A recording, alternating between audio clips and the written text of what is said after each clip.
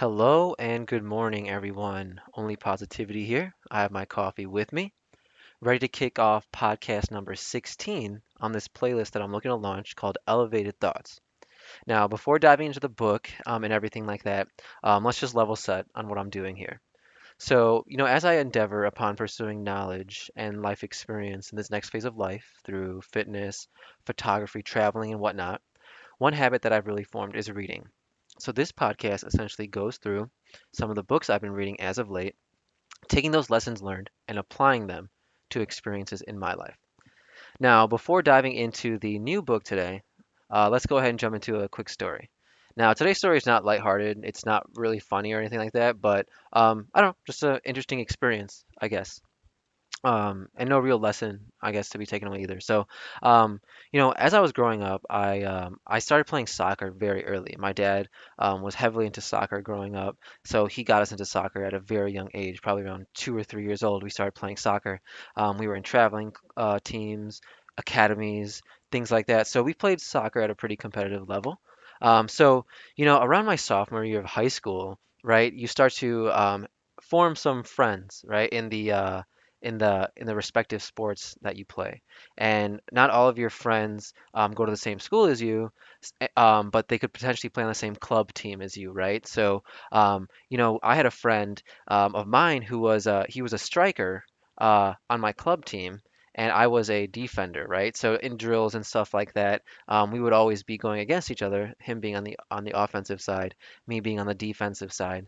Um, but later on, we branched off into different academies. But when we would play each other, we would still go at it because he would still be on the offensive side, I would be on the defensive side. So anyway, one day, we're playing against each other, and we're friends, we're competitive with each other, so we're going hard. We're tackling each other hard, we're hitting each other hard. The game is intense. The goalie on his team punts the ball, right? So when he punts it, it comes pretty much directly to the striker, or in the striker's area, and that's where I have to step up to defend. So the ball is in the air, the goalie punts it, and him and I are coming from opposite directions, and we're gonna collide, right? We're gonna go up for that ball, and we're gonna try to head it. So as we are coming together, I jump up, he jumps up. Now, I got a little more lift than he did in this particular scenario, and I felt some contact, some not so usual contact as we went up for that. And when I come down, he's grabbing his face and he's on the ground. The ref stops the game. Now I felt something hit my knee as I went up, so I immediately went to check on him, and he's my friend, right? So I want to make sure he's okay. Even though we're opponents today, we're friends on and off the field. I go to look at him, and his face looks kind of disfigured, right? It looks a little caved in, and I immediately just I gasp, and I almost start crying, right? I've never done something like this before. So what actually ended up happening was I jumped up to win this header, and so did he. But my knee hit him in the face and broke um, the supporting bones to his eye. So his face was not only caved in, but his eye was drooping down because the bone supporting his eye had broken. Now I felt terrible, right? Definitely not on purpose, but I felt like the worst person. And made sure to visit him and everything like that, make sure he was okay. And there was no hard feelings after that, right? We were still friends after that. It's just an injury of the game. But it was a very vivid experience, right? I can remember it very clearly, even today. Yep, that's my story for today. A little bit darker, but just one of the stories, one of the more noteworthy stories as I grew up playing soccer. Coming back to the book for today, right? So we're going into a new book, and this book is called Mindful Relationship Habits: 25 Practices for Couples to Enhance Intimacy, Nurture Closeness, and Grow a Deeper Connection. The book is written by S.J. Scott and Barrie Davenport. So what I there's 25 habits, right, to implement here. So we'll be going through a five-part series where I'll go through five habits in each podcast. This is a very different book or a different read from the books that we've been going through this year, right? The Power of Now, Four Agreements. They're very uplifting. How to, be present in the moment, maintain peace, things like that. This book is a little bit more in the weeds on how to form a close bond and have and elevate your relationship. So it's a little bit different, but it's one of the best books I've ever read, and I'm very excited to go through it with you guys. So, um, you know, one thing to note is that before we go into this is I'm no guru on relationships, right? I don't want to I don't want to say I'm giving advice to you guys. Um, Basically, like I say in the precursor to this podcast, all I'm doing is sharing my experiences and some of the lessons learned. So what's interesting about this is, I generally like to work on my relationship with my fiance, and we do a lot of these habits in the book. I'd say about 99% we already do, but there's always room to improve, right? There's always room to improve yourself, improve your relationships, improve those around you, things like that. So, yep, without further ado, let's just go straight into it. So, if you guys remember in the last podcast, we were talking about The Man's Search for Meaning by Viktor Frankl, and essentially how love and relationships carried him through the concentration camp experience and can be a great journey to embark upon for anyone. Okay, so um, another key note here, right, relating back to the books we have read, is that uh, to form these habits, you have to be very present in the moment and conscious of your behavior. So this leads us back into some of the themes of the books we've read already this year in terms of the power of now, being here now, the four agreements, right? Doing your best, not making assumptions.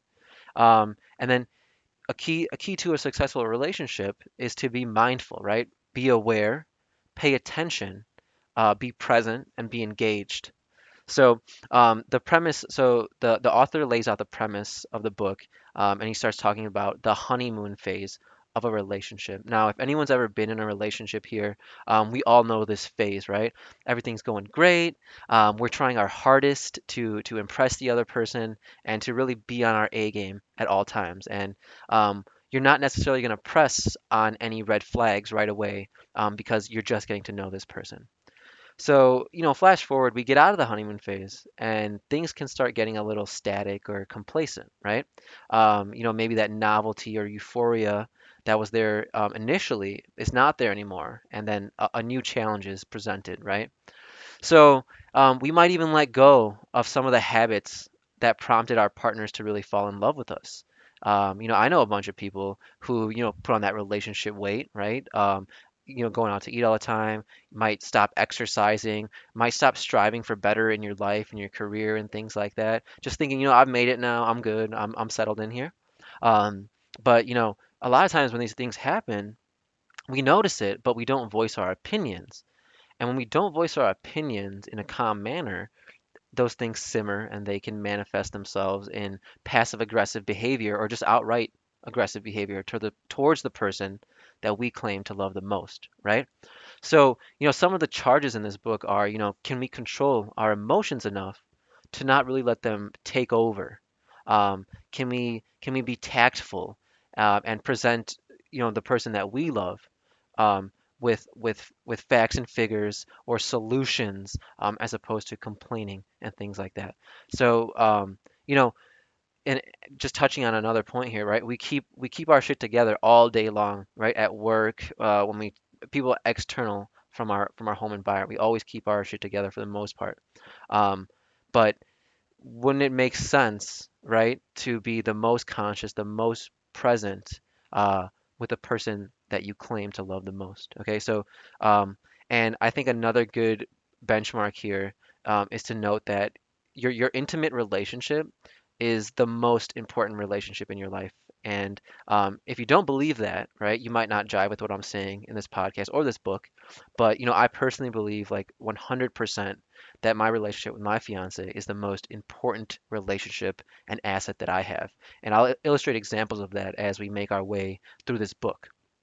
So, another great quote um, that the authors lay out is to pay attention with intention. Okay, so that's very powerful.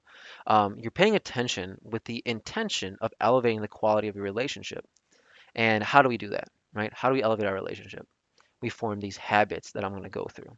Okay, so forming habits can seem weird or not romantic, but with anything, right? With any art, painting, coloring, podcasting, anything, working out, it takes time and conscious, focused effort to succeed. Okay. So, and then before going into the first habit, I know I'm doing a lot on the precursor here or the level set. Um, they talk about what an unsuccessful relationship looks like or some red flags to identify. Um, and I'm not going to go through those because I think they hit me really differently when I read it, right? So I think it'd be good for you guys to read this book um, because it can really lead to a useful exercise in reflecting on your own relationships. So, relationship habit number one. Okay, so mindful relationship habit number one: prioritize your relationships with meetings. Okay, so prioritizing your relationship takes time and it takes effort. Okay, and having a regular meeting between you and your partner to assess how things are going can be really beneficial. Now, that sounds rigid and weird, but if you indeed love this person and you're interested in elevating your relationship, it's good for you guys to talk about things, check in how things are going, are needs being met, things like that. So, the book goes into how to form this habit, but I'm gonna let you guys read the book and really understand how to implement it because like I'm not a guru on it. There can be various ways to implement these habits. So let's talk about the meeting itself, okay? So the meeting is not to discuss your work, your kids if you have them, your daily tasks or errands. Um, this meeting is really to discuss if the needs are being met in the relationship and ways to create a stronger bond. Okay, so it's kind of like a check-in. At work, once a week with my boss, I have a one-on-one to check in, right? And we go over things. I have a grid that I fill out of the things I did for the week, and that's a little bit exuberant. That's a little bit excessive, but it helps, right? It helps me keep an inventory of the things I'm doing, the things I'm doing well, and the things I have opportunities to improve on. So the goal of these things is to take baby steps. All right, with any of these habits, they outline just taking baby steps. So start out with something very basic. So personally, for me, it was giving compliments, right? And now I'm a very compliment-oriented guy, right? I always start off with positivity.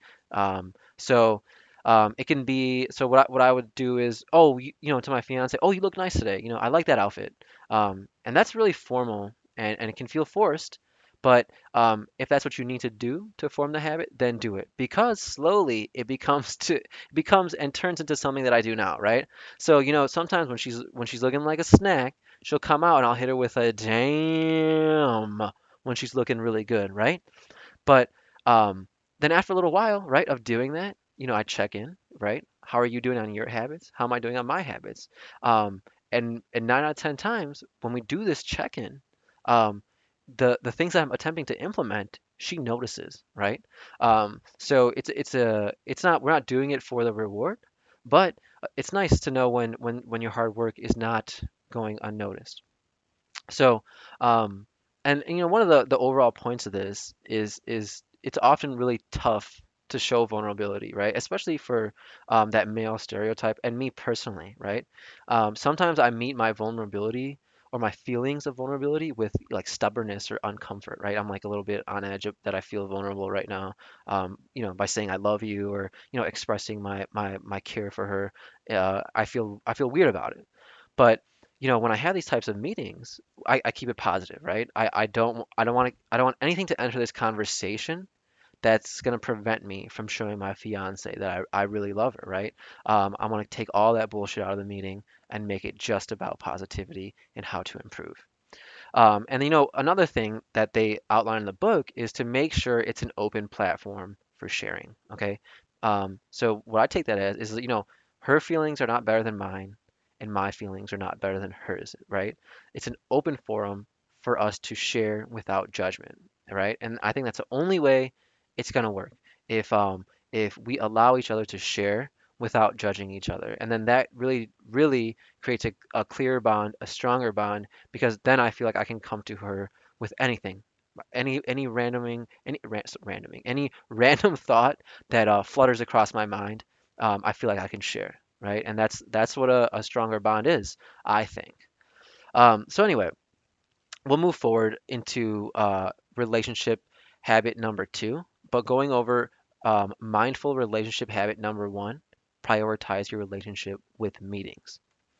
Alrighty, so mindful relationship habit number two, learn emotional intelligence. Okay, and that's essentially what we're doing here, right? With this Elevated Thoughts podcast as a whole, just hoping to improve our emotional intelligence. Okay, so um, some going through some definitions, right? So our ability to relate well with other people, particularly our intimate partners, has more to do with our long-term success and happiness than our reasoning and analytical abilities.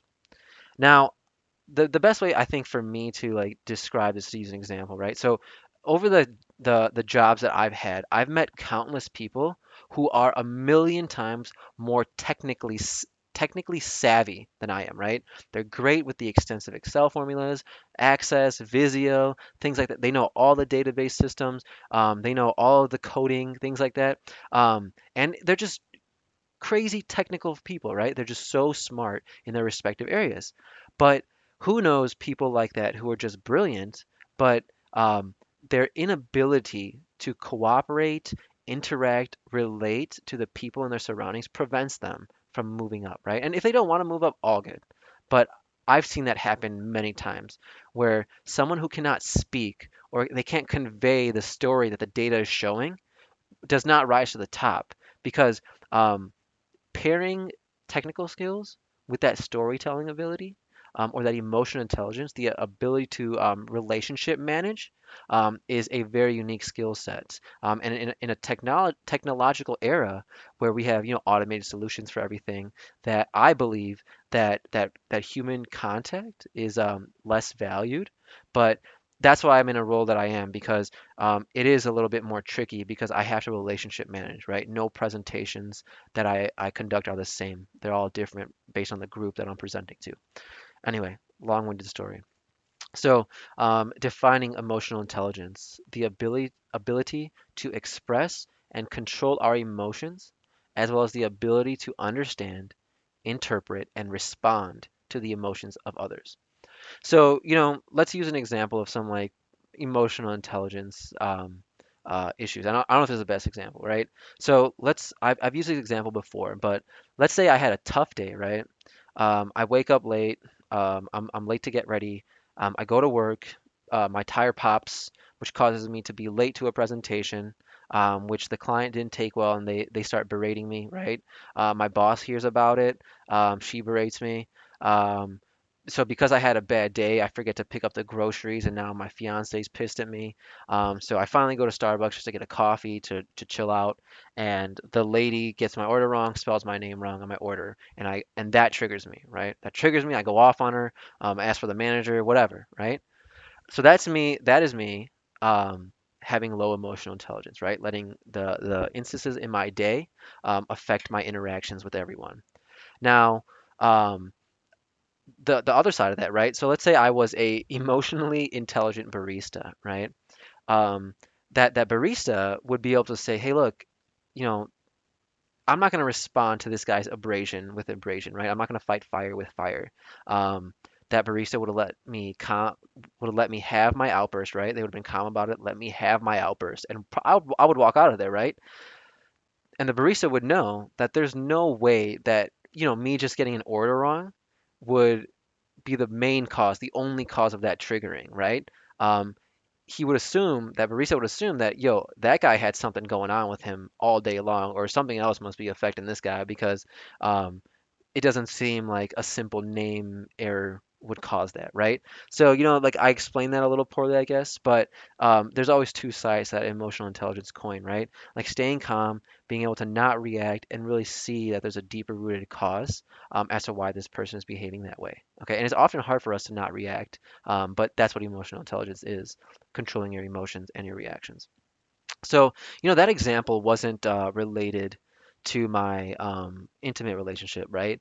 But it gets way more convoluted when you start talking about your intimate relationships, right? So, you know, I'll ask the guys here who are in, relationships with a female, right? Have you ever sensed the mood shift, right? When you're interacting with your significant other and you kind of don't know why, right? You might not know why the mood shifted, and you might take it offensively, right? You might think that it has something to do with you, like, oh, is she pissed at me? Um, did I do something? Why are you feeling this way, right? But a sign of emotional intelligence comes in when you take a step back, you read nonverbal cues like body language, facial expressions. Um, you express your emotions calmly.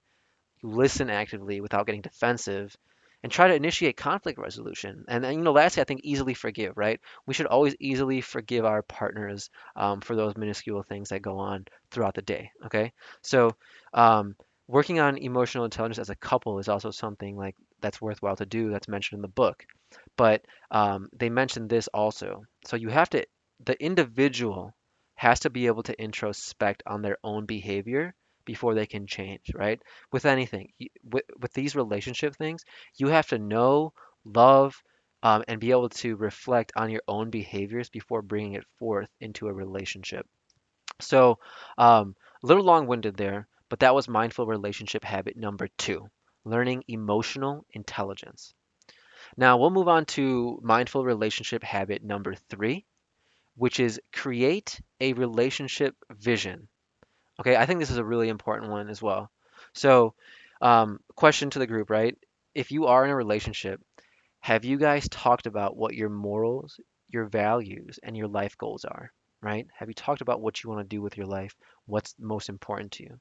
And I'll say personally, a couple of things I discussed as my life goals with my fiance are to travel, to incorporate fitness in my lifestyle, and attempt to find a purpose in life, right? So I just put that all on the table. So that when she sees me booking trips constantly or constantly trying out new things, looking for passion, she isn't confused, right? She's not like, what is he doing? Like, what's he doing in his life? Because we've had the conversation, right? She understands my actions because we've had that conversation. Um, and I personally think a lot of arguments develop because there's just a lack of transparent communication, and then assumptions are made, right? So we talk about my fiance's goals and stuff like that. One of them I think is to be close to her family, and fitness definitely. So we do spend money on fitness a lot, right? Like Orange Theory memberships. We run a lot of 5Ks, 10Ks. She runs a lot of half marathons, and we have these conversations, and we try to support each other in our relationship visions, right? Like I could be like, hey, why don't you just go run 3.1 miles outside. Why don't you go run 6.2 miles outside? Why don't you go run 13 miles outside, right? Why do we have to pay hundreds of dollars? But then, as I've been doing them with her, I realize the camaraderie in the events, that we're all in it together. It's a positive environment. It's something positive to do early on a Sunday morning, and it really only makes you better. So, the goal of this exercise is to remove that misunderstanding, and just remove those arguments that happen as a result of not asking questions or not knowing, right? So we don't want to make assumptions. So one quote that the book goes into that I think is really well put is that happily ever after takes planning and intentional effort, right? So we don't see, happy couples or truly happy couples that haven't spent time or consistently spent time nurturing a solid relationship. So, when you create this relationship vision, um, essentially what the book says is that it's a shared cause that gives purpose and further meaning to life. And like I said, what's interesting about all these habits, or many of the habits, is that they start with the individual. So before you can decide what a relationship vision is, what's your personal life vision? This has to be developed before you can have a joint conversation, right? So if if you don't know what your goals are, and you don't have to put specific structure on it, but if you don't know what your life vision is, then how can you have a joint one with someone else, right? And a lot of people don't think about that, right? We often go through um, life just through the motions, but what is the vision, right? What do you hope to achieve one day? And it doesn't have to be a specific goal, but there has to be a general direction, I believe.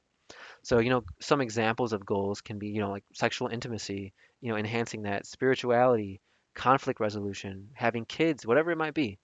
These are just some examples, right? Having a shared purpose brings two people together. So that was mindful relationship habit number 3. Create a relationship vision. So going into the fourth habit, mindful relationship habit number 4, lead with respect and kindness. So this is an interesting one too, because a lot of times we're really okay with lashing out at our partner or being abrasive sometimes, even childish in our behavior, because we know the person that we love or will always be there, or we assume, right? So right away off the bat, assuming is wrong. But the book poses this question: isn't our partner deserving or more deserving of our respect as any other adult? Right? And this goes back to what I was talking about before, right? We tend to always keep our shit together at work. Why would it be any different with our loved ones, though, right? So when I send an email out, even though, you know, someone at work is asking me for the same thing about 5 different ways, when I want to be like, hey, shut up, I already sent it to you, right? I'm gonna respond to every single email in a common, collected way. I'm gonna gather myself and come out with a cool, collected response. So why would I not do that with the person, I love the most? Because I don't even care about that person who's sending me the email, right? So why would I not do that with my fiance? Interesting question, I think. So the author cites this psychologist, this study in the book, and the deduction from that study was essentially that it for every negative interaction between a couple, it takes 5 positive interactions to counteract that one.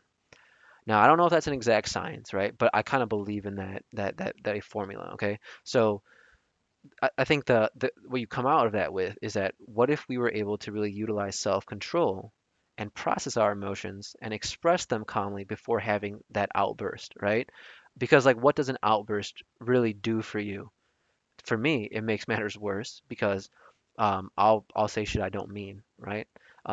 Just because I'm angry, and there's no effort uh, to conflict, to have a conflict resolution there, right? To solutionize. There's no effort there. It's just you're just rattling off your emotions, and that's easy, right?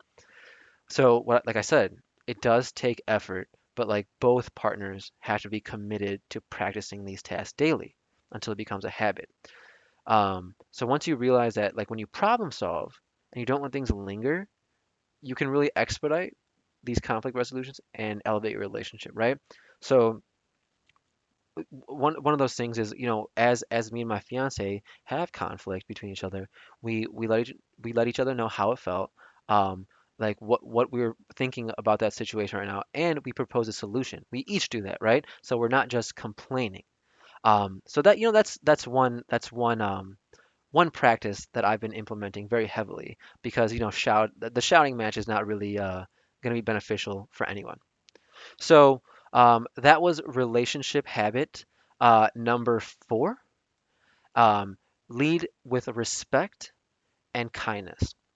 So we'll move forward into mindful relationship habit number 5, and that is practice acceptance with your partner. So we're going over that again. Mindful relationship habit number 5, practice acceptance with your partner. So, in the beginning of a relationship, we tend to put our partner on a pedestal, right? And we think they're perfect, right? And then over time, we realize that, they're not necessarily perfect, and they have quirks and various tendencies. But one thing to note is that those were always there. It's just our perception like shifts over time. So, I'll say before my fiance and I lived together, conflicts didn't really arise in an abrasive manner, right? If we had a disagreement, we might just sweep it under the rug and move on, because she could go back to her place, I can go back to my place, and I can just, unwind there. But when you're in each other's space, you definitely don't have that option anymore, right? You have to find a different way to resolve solutions. And we have a tendency to want to change people, right? Like the way I do things is correct and the way you do things is wrong. But people are, all people have different ways of doing things, and no one is wrong in their thinking, right? And one interesting example of that is when we were growing up. So um, I grew up in a house of boys, right? Which is all boys and my mom. So, um, guys are pretty quick, right? Getting ready in the morning. You can wake me up at 9:30. I'll have showered, shaved, brushed my teeth by 10. But when you bring a girl into the house, right? My fiance, anyone, um, it becomes a little bit different, right? And for the girls out there, for the guys out there who are in relationships with girls, um, girls take a lot longer to get ready. They have like it takes like an hour, hour and a half, 2 hours almost to get ready, depending on the occasion, right? So um, that's a different adjustment, right? But when we were younger, we would all go to the temple together in the morning on Sundays, right? And wake up at 9:30, be ready by 10, right? But you throw a girl into that mix, definitely needs more time. So um, we started having to take two separate cars, right? And my I would say my parents were a little bit frustrated with that, right? As girls enter our house, but I had to explain to my mom that, hey, look, everyone does things differently, right? We don't have to go together. You guys go ahead. We'll meet you there, right? I know that's the way we've been doing things, but there are other ways to do things, right? So that was a little bit of a irrelevant story, but had some relevant points in there, right? So coming back to the book, we have this tendency to try to criticize or blame and change constantly, right? Change our partners constantly, are the ones we love. And if we do that, we remove that open forum for our partner to share with us, and then they feel like they have to hide things from us, right? And that does not nurture open communication. So what I'll say is, loving someone unconditionally is really one of the best practices that anyone can endeavor upon, right? Because when you tell people what to do or how to do things, they're gonna rebel, even if it could be beneficial to them, right? They'll rebel because they don't want people telling them what to do. So I'll give you another example. I we were looking at a wedding venue out like somewhere out in Joliet, Illinois, which is a little bit far removed from like your suburbs, right, of Illinois. So I was sitting in this Joliet mall while my fiance was shopping, and this lady comes up to me, and I'm just sitting there. She's like, "Hey, how's it going?" And I'm a friendly guy. I'd consider myself a friendly guy. So I said, "Hey, how are you?" And she goes, "I'm fine, doing well." I go, "Okay, very cool, very cool." And then she goes, um, "Have you accepted Jesus Christ as your Lord and Savior?" I was like, "All right, we're going straight into it, I guess." And I was like, um, I don't know what I identify as. I grew up Hindu, but I don't exactly know, right? So she's like, "Oh, I've had many Hindu friends, and I brought them to the congregation, and they got baptized, and they're now, believers in Christ." And I was like, that's cool. I was like, why don't you tell me some things that like are cool about, your group, right? And she starts telling me things, whatever, right? And I start to discuss, topics that they relate to in Hinduism, right? Trying to make that connection there.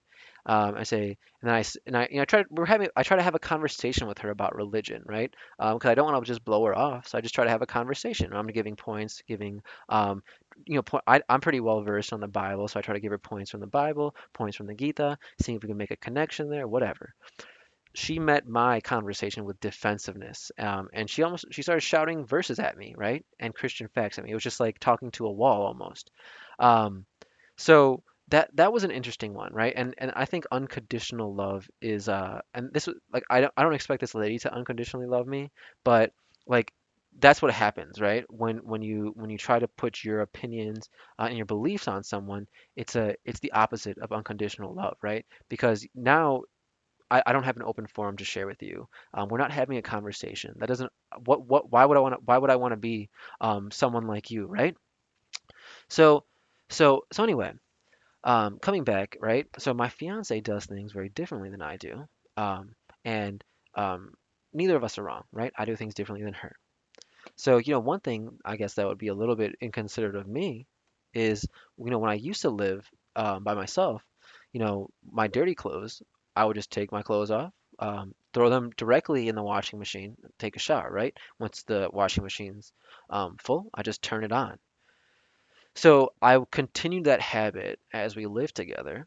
And she would walk up to the laundry machine ready to do laundry, and I would hear a big like harumph, you know, and I'd be like, oh shit. So, so, right, that's my bad.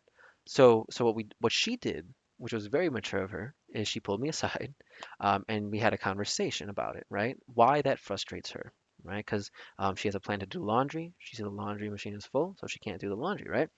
So it seemed weird at first, but we both expressed our thoughts and how it made us feel, right? Even though it's something minuscule.